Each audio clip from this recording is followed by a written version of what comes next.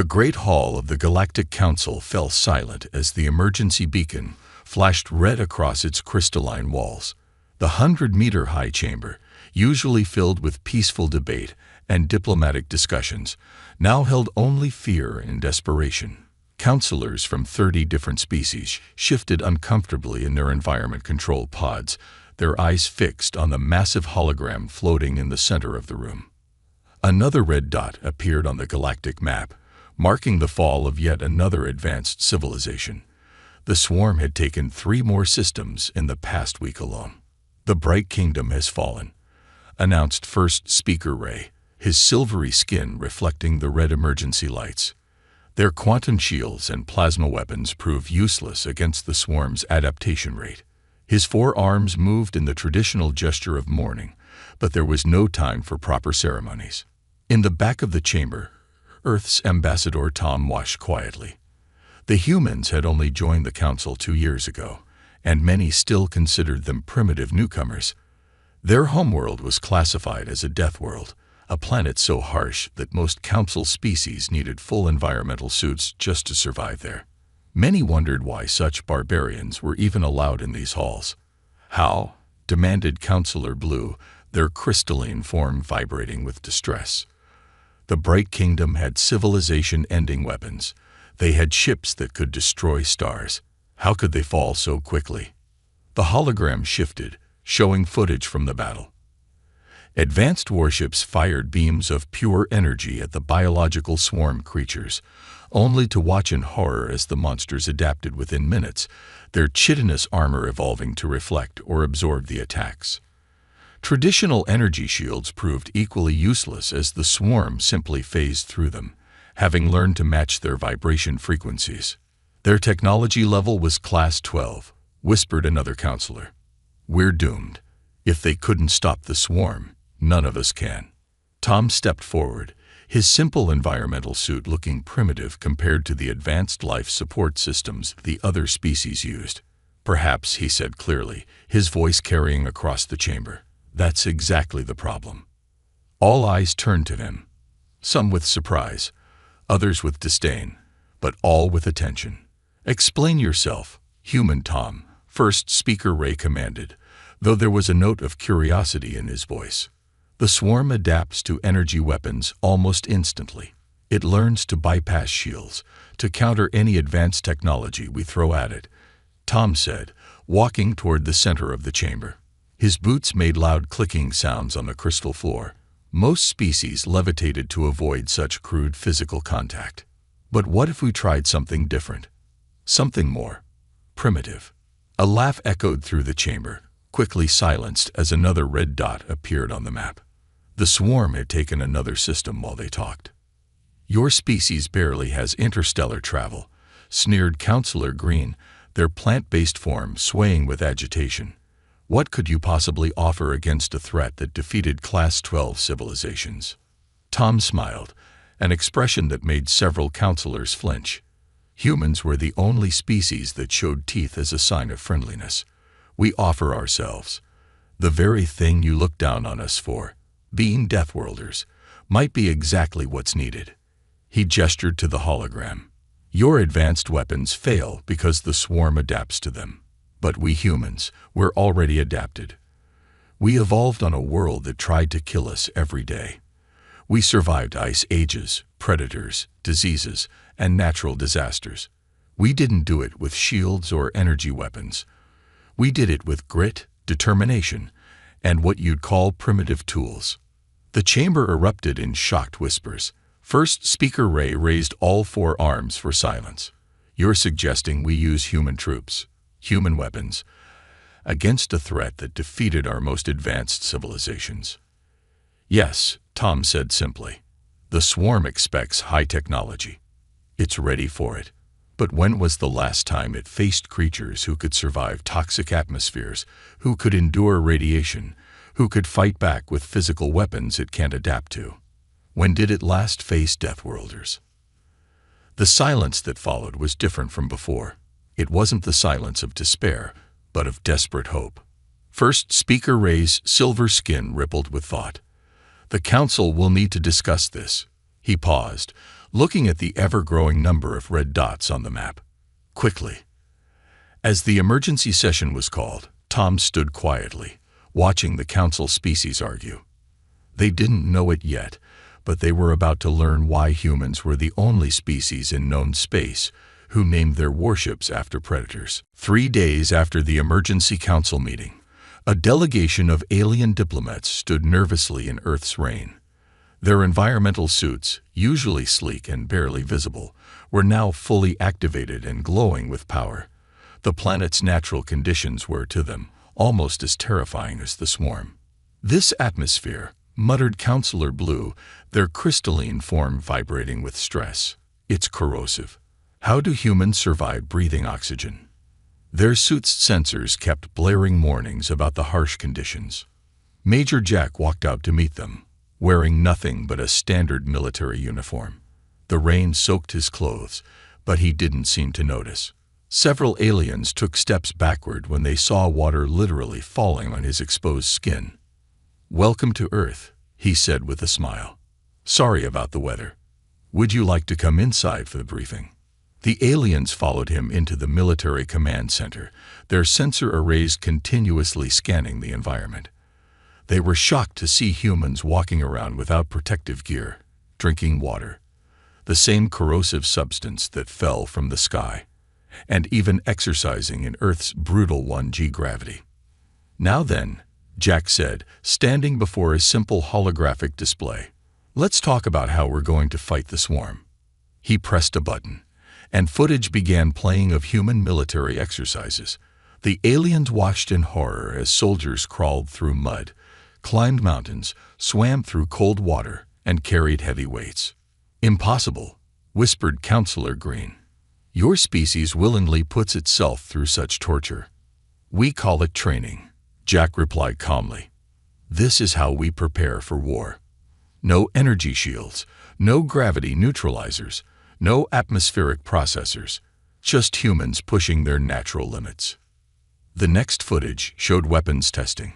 Simple projectile weapons, guns, as the humans called them, firing metal pieces at incredible speeds, explosives that released shockwaves of kinetic force, armored vehicles that moved on actual physical wheels across rough terrain. "Barbaric," one alien diplomat muttered, then quickly added, "but fascinating." Jack walked over to a weapon rack and picked up a standard rifle. Several aliens flinched. "This is our basic infantry weapon. No energy cells to adapt to, no force fields to overcome. Just simple physics and chemistry. The swarm can evolve all it wants. Mass times acceleration will always hurt." He laid out the battle plans next. Human forces would take the lead in ground combat, supported by alien technology for transportation and communication. The aliens were surprised to learn that humans had already been running combat simulations against swarm-like scenarios for years. Apparently, something called video games had prepared them for this. "But the casualty rates," protested Counselor Blue, looking at the projected figures. "Your soldiers, many won't survive." "We know," Jack said quietly. "We've calculated the risks. Every human who volunteers knows what they're facing. But here's something your analysis might have missed. We're very hard to kill." He brought up medical data, showing human healing rates, endurance levels, and survival stories. The aliens stared in disbelief at accounts of humans who had survived seemingly fatal injuries, who had endured conditions that would have killed any other known species. "Your bodies can repair themselves?" asked one alien in amazement. "Without medical technology?" "Usually, yes," Jack confirmed. "We also have excellent medical care, but human bodies are naturally resilient.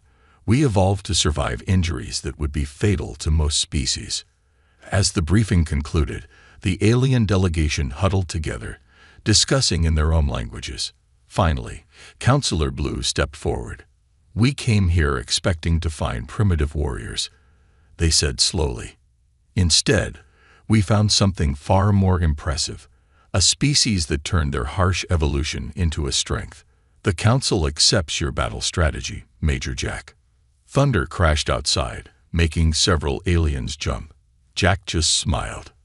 "Don't worry about the thunder," he said. "But that reminds me. We should discuss how your ships will handle lightning storms during deployment. Earth weather can be quite interesting." The aliens looked at each other in horror as they realized that humans considered electrical atmospheric discharges to be merely interesting. Perhaps, they thought, these Deathworlders were exactly what they needed to face the swarm. The alien observation team watched in horror as Lieutenant Pete removed his environmental suit's helmet in the toxic atmosphere of planet Delta. The planet's air was a sickly green mix of chlorine and sulfur compounds that would kill most species in seconds. "What are you doing?" screamed the alien observer through the communication system. "That atmosphere is lethal." Pete just grinned, taking a deep breath of the poisonous air. "Smells like a swimming pool back home. We can handle this level of chlorine for a few hours. Save the suit power for when we really need it." Behind him, his entire squad of human Marines was doing the same, checking their simple ballistic weapons and adjusting their lightweight gear.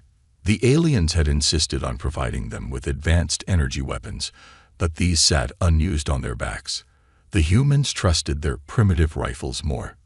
"Contact in 5 minutes," Pete announced, checking his basic wrist computer. The humans had refused the advanced neural interface systems, claiming they were too slow compared to simple buttons and screens. The first wave of the swarm appeared over the horizon, a writhing mass of chitinous bodies and sharp limbs.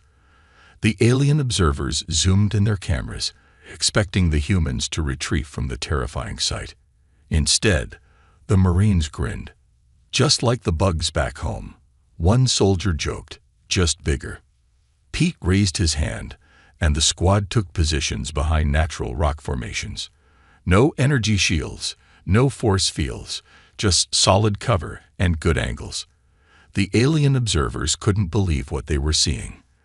The swarm charge, expecting the usual energy weapons. Their bodies were already shifting, adapting their shells to reflect and absorb energy beams. But the humans didn't fire energy weapons.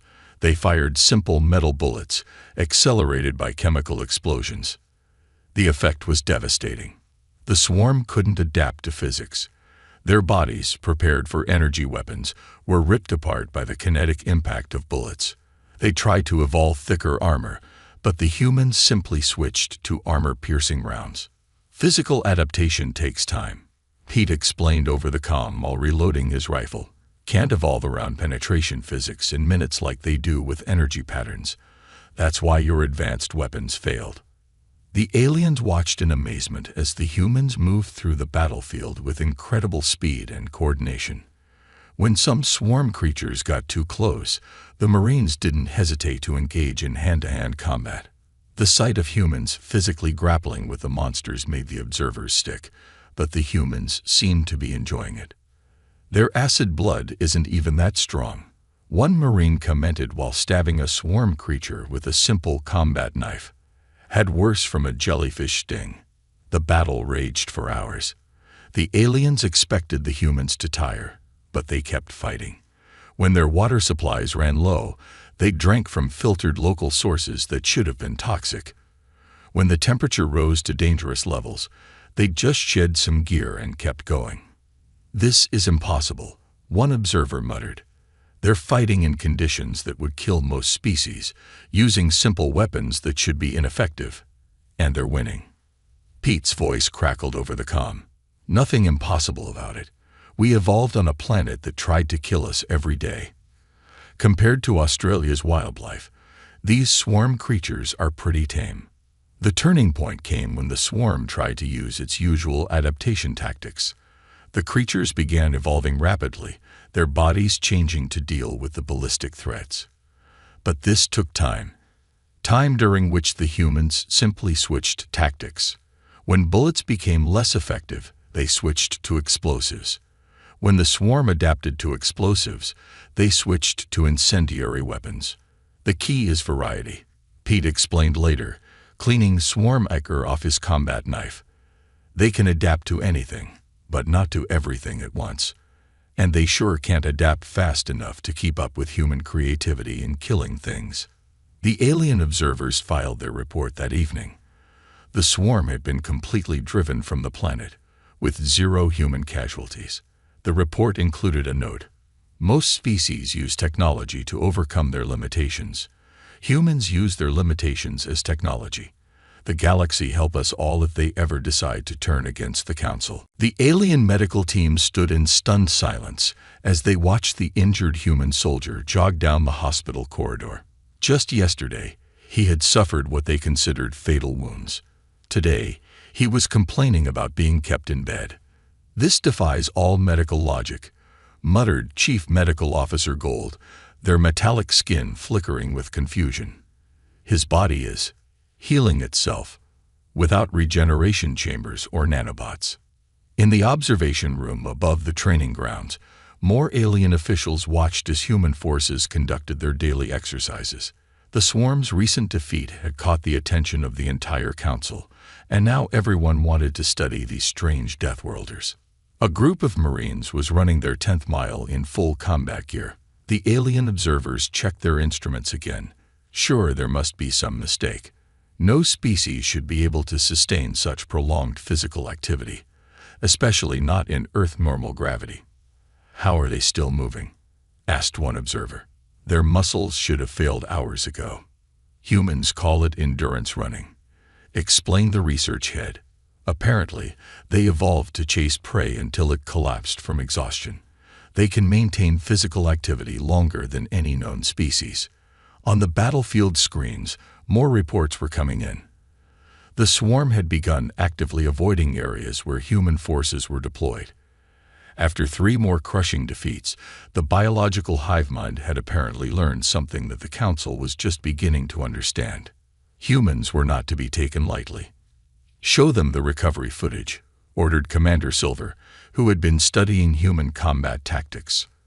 The screen displayed a battle from the previous week.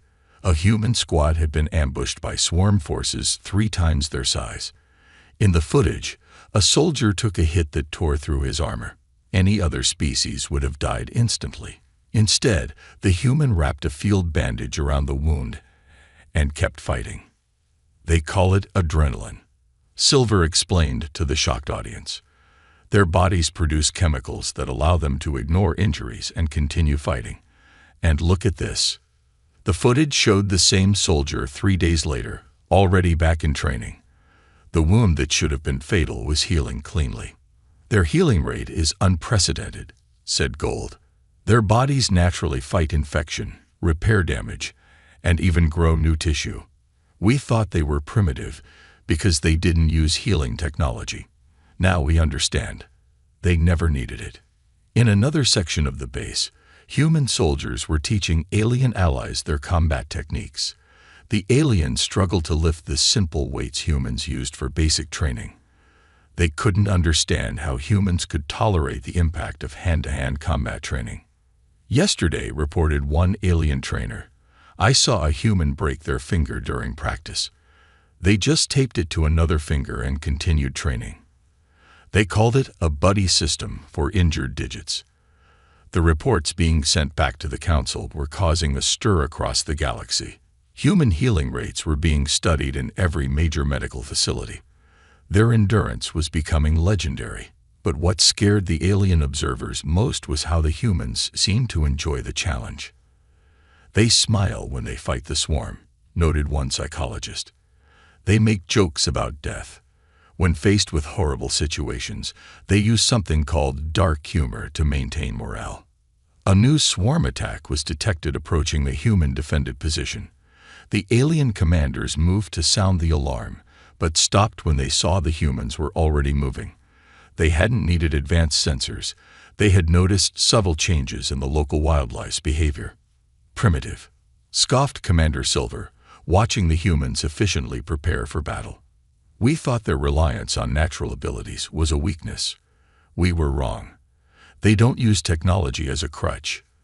They use it as an enhancement to their already formidable natural abilities." The aliens watched as the human forces moved out to meet the swarm.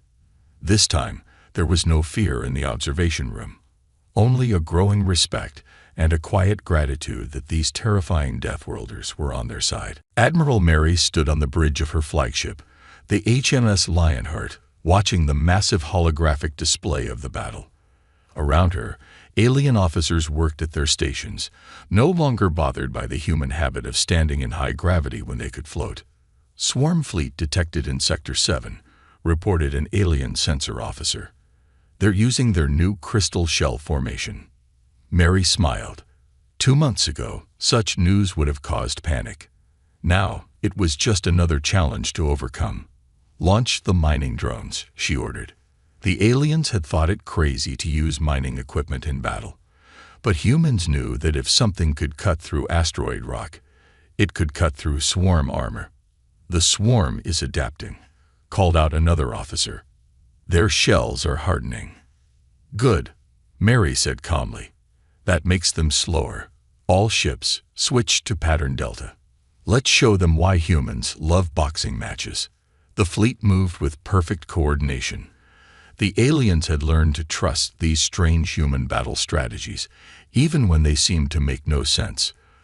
This one was based on something called Muhammad Ali's rope-a-dope, letting the enemy wear itself out. On the ground below, human forces were showing the swarm why Earth's martial arts were feared across history. When energy weapons failed, humans switched to combat knives. When ranged attacks weren't possible, they engaged in hand-to-hand combat. The swarm, used to enemies who relied purely on technology, had no defense against pure physical violence. "Admiral," called the communication officer, "Ground Team 3 reports they've run out of ammunition." "Have they retreated?" asked an alien commander. Mary checked the tactical display and laughed. "No, they've picked up swarm weapons and are using them instead. Humans are good at improvising." The aliens had learned that humans had a strange ability they called intuition. While alien commanders relied on complex battle computers, humans could often sense when something was wrong or right without logical explanation. At first, the aliens had dismissed this as primitive superstition. Now, they knew better. "Ma'am," called out the sensor officer, "the swarm is trying to adapt to our mining drones." "Right on schedule," Mary said. "Launch the construction bots." The aliens watched in amazement as simple construction robots, designed for building space stations, began welding swarm creatures together. The biological monsters could adapt to energy weapons, but they couldn't evolve fast enough to counter being physically stuck to each other. "This is why we let them adapt to the mining drones first," Mary explained to her alien officers. "They made their shells super strong, perfect for welding together. They played right into our hands." In the medical bay, alien doctors continued to study human biology with growing amazement. Humans were recovering from injuries that should have been fatal. Their bodies were adapting to toxic environments that the swarm used as weapons. Even the psychological trauma that broke other species seemed to make humans stronger. "They have something called spite," one alien doctor explained to another. "When told they can't do something, they become more determined to do it. When hurt, they become angry instead of afraid. It's like their entire species runs on defiance." The swarm was learning this lesson the hard way. Every time it adapted to human tactics, the humans would switch to something completely different. Energy weapons were countered by physical weapons. Advanced armor was countered by simple physics. Biological weapons were met with human immune systems that seemed to take every attack as a personal challenge. "Status report," Mary commanded, watching the battle unfold. "The swarm is retreating in sectors 3 through 9, reported the tactical officer. They're sending out surrender signals." The bridge fell silent. The swarm had never surrendered before. It had never needed to. "Well," Mary said with a smile, "it seems they finally learned what Earth children learn in school. Don't pick a fight with something that evolved on a death world." The alien officers looked at each other. Their species had always seen Earth as a horrible planet that somehow produced sentient life. Now they understood. Earth hadn't just produced life. It had forged it into something extraordinary. Captain Bill stood in the ruined command center. his uniform torn and bloody, yet his eyes remained sharp and focused. Around him, alien equipment sparked and fizzled, their advanced technology rendered useless by the swarm's final desperate attack. But the simple analog compass in his hand still worked perfectly. "The swarm has launched its entire reserve force," reported the alien commander through a crackling radio. "They're using some kind of super adaptation. Our energy weapons are completely useless." "Good thing we don't rely on energy weapons then," Bill replied, checking his old-fashioned paper map. "All units, switch to Operation Thunderstorm." The aliens had thought he was crazy when he proposed this plan.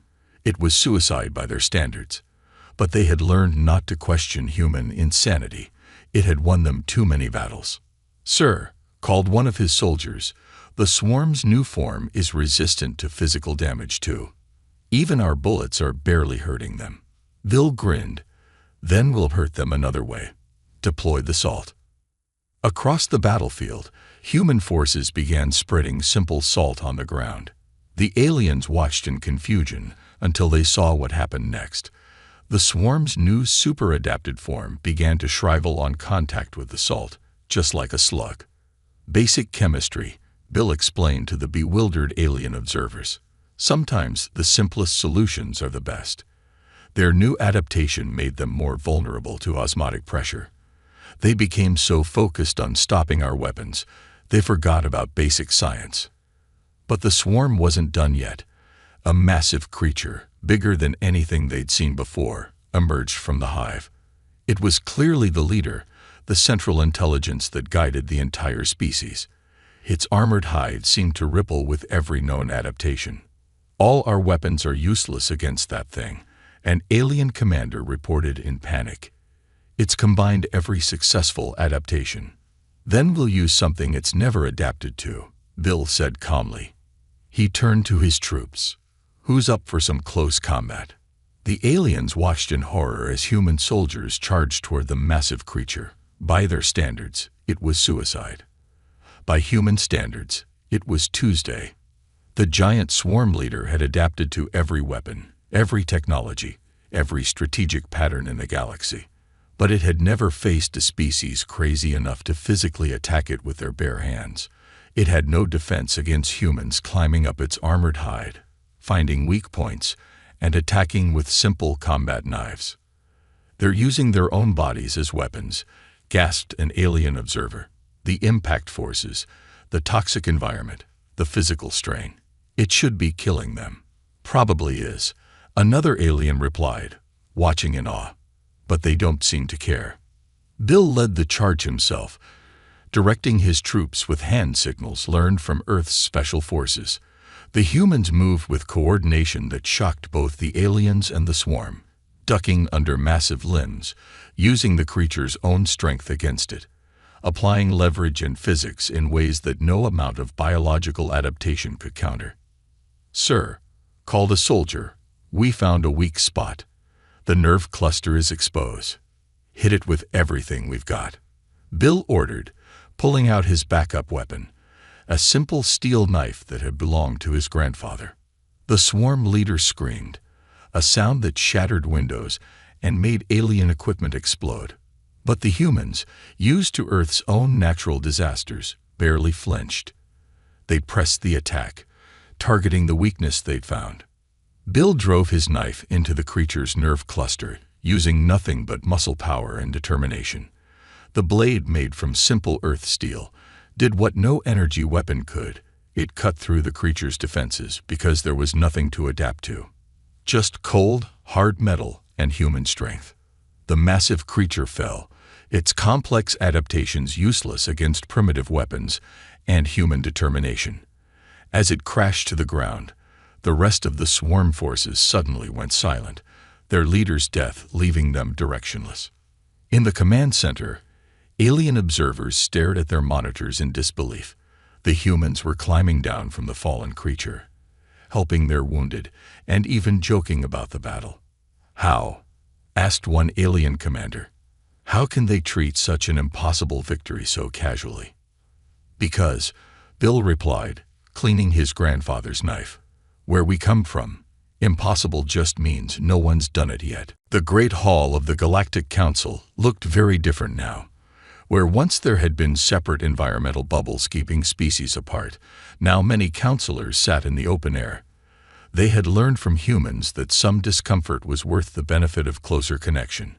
Ambassador Tom stood at the center of the chamber, but this time not as a barely tolerated representative of a primitive species. Now he stood as the voice of humanity, the species that had saved the galaxy.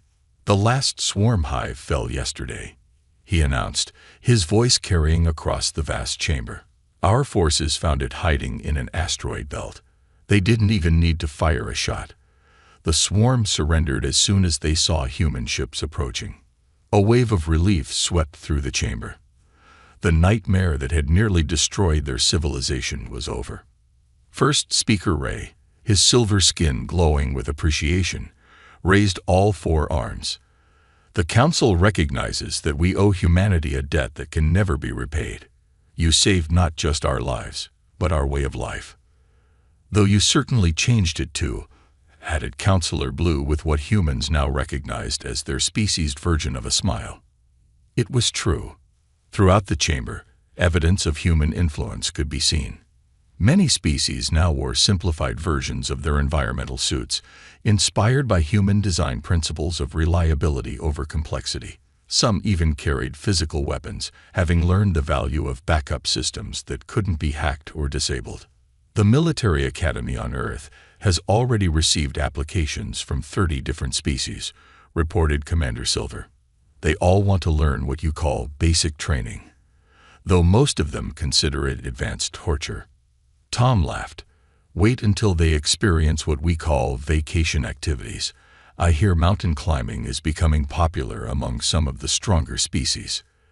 The changes went beyond just military matters. Alien medical scientists had begun studying human biology in detail, amazed by their natural healing abilities. Engineering teams were re-examining primitive human tools, finding elegance in their simplicity. Even alien children were now playing human sports, though with significant safety modifications. We've had to create an entirely new classification system, announced Chief Researcher Gold. The old scale of technological advancement didn't account for species that could achieve so much with natural abilities and simple tools. We call it the Deathworld Index now. And where do humans rank on this new scale? Asked Counselor Green. That's the interesting part, Gold replied. We had to stop measuring them. Every time we think we understand human limits, they exceed them. They treat limitations as challenges rather than barriers. The council chamber's main screen displayed images from across the galaxy. Human teachers training alien soldiers, human doctors sharing their knowledge of natural healing, human engineers showing aliens how to build reliable backup systems. But perhaps most surprisingly, it showed aliens teaching humans too, as both sides learned to combine the best of both approaches. We've established the first joint military response force, Tom announced. Human strength and endurance combined with alien technology. The best of both worlds, ready to defend any species that needs help. And the swarm? Asked First Speaker Ray. Under quarantine on a high-gravity planet, Tom replied. They're learning the hard way that adapting isn't always enough. Sometimes you need to actually evolve. And that takes time and effort. As the council session ended, Tom walked through the halls with various alien representatives. They no longer flinched at his movements or feared his presence. Instead, they walked beside him as equals, perhaps still a bit cautious, but with deep respect. You know what the most interesting thing is, Counselor Blue said as they walked. We always thought Earth was a horrible accident, a planet so dangerous it shouldn't have produced intelligent life. Now we understand that Earth didn't just produce intelligent life, it produced exactly the kind of life the galaxy needed. Tom smiled. That's the thing about coming from a death world. You either become strong enough to handle anything, or you don't survive to tell the tale. Humanity chose to become strong. Above them, through the crystal ceiling, the stars shone brightly. Among them, ships of all species traveled safely, knowing that somewhere out there, human Deathworlders stood ready to defend them. The galaxy had learned an important lesson. Sometimes the most primitive solution is the most powerful, and sometimes the most dangerous allies are the best friends to have.